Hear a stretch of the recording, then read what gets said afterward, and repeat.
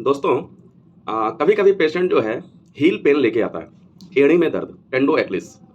और maximum patient जो कहते हैं कि डॉक्टर साहब जब मैं सुबह उठता हूँ, उसके बाद से जब पैर जमीन पे रखता हूँ तो रखा नहीं जाता, ऐसा लगता है जान निकल जाती है। बहुत भयंकर पेन होता है हील में, एड़ियों में।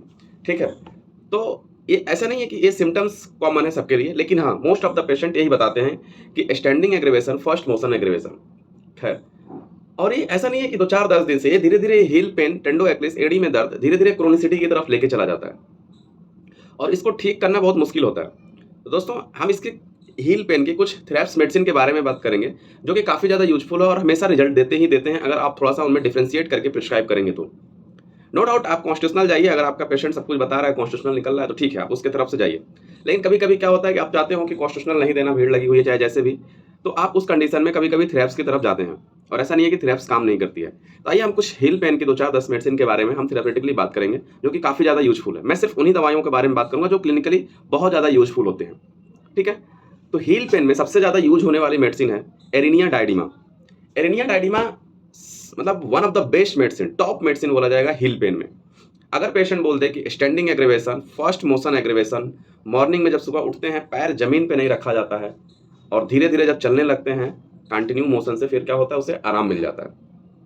तो ऐसे कंडीशन में एरिनिया डायडिमा कभी आपको डिसअपॉइंट नहीं करेगी। इसकी पोटेंसी आप लोग 1 एम रखिएगा, 30 में 200 में हो सकता है उतना अच्छा रिजल्ट ना मिले।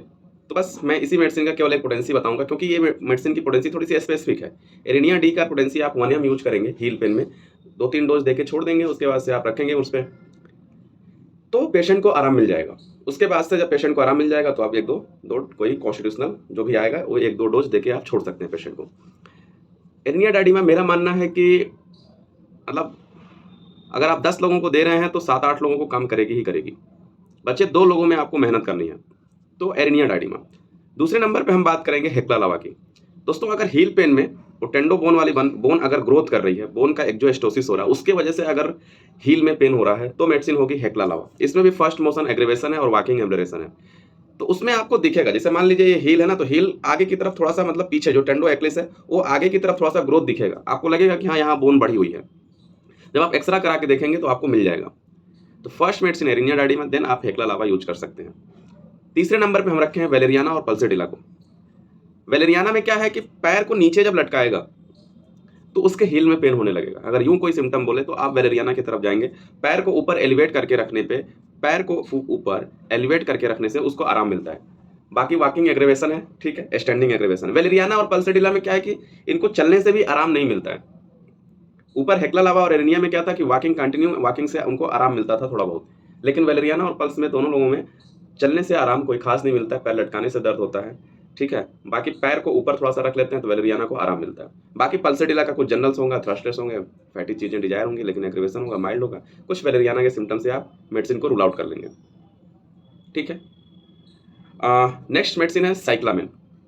हालांकि वेलेरियाना में जो हमने पल्स का बताया, पल्स का मतलब हैंगिंग डाउन वाला सिम्टम नहीं है, पल्स का स्टैंडिंग से भी एग्रीवेशन है और वॉकिंग से थोड़ा बहुत क्या हो जाएगा, उनको एम्बरेशन मिल जाएगा। थोड़ा सा उसे करेक्ट करिएगा। ठीक है।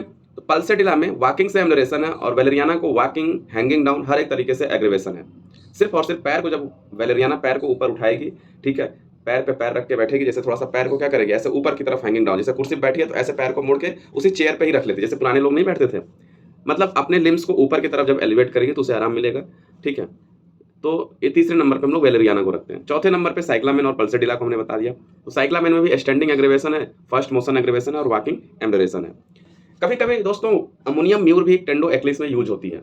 अमोनियम म्यूर, जब पेशेंट बोले डॉक्टर साहब 3 बजे जो है हील में पेन होने की वजह से, एड़ी में दर्द होने की वजह से, ठीक है, नींद खुल जाती है और उसको जब रगड़ते हैं, रबिंग करते हैं तो आराम मिलता है। अगर 3 बजे के आसपास एड़ी में दर्द की वजह से नींद खुल जाए और उस एड़ी को रब करने से आराम मिले तो फर्स्ट मेडिसिन आपकी अमोनियम म्यूर होगी। इसमें भी मैं कई दफा दिया हूं, बहुत अच्छा रिजल्ट मिलता है।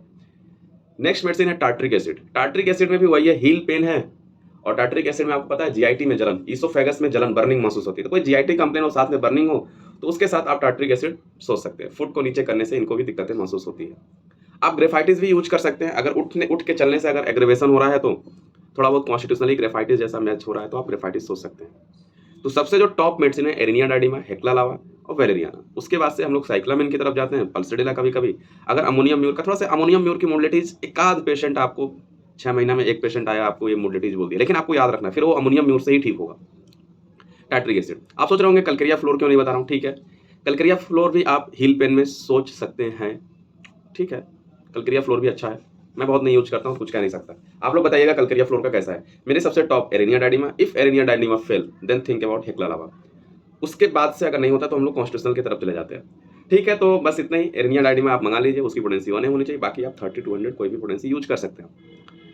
थोड़ा-सा मैं एक चीज़ बता देता हूँ कि अगर आप चूँकि यूट्यूब पे सर्च करते-करते लोग पहुँच जाते हैं हील पेन की दवा, घुटने की दवा, तो अगर आप नॉर्मल व्यूअर हैं, आप डॉक्टर नहीं हैं, आप स्टूडेंट नहीं हैं, तो आप इनमें से कोई भी दवा, मतलब आप नॉर्मल एक व्यूअर हैं, तो इनमें से कोई भी दवा अपने से खरीद के नहीं खाएँगे कि हमने यूट्यूब से देख लिया, एरेनिया डायडिमा बताया आपने और आपने खरीद के खाने लगे।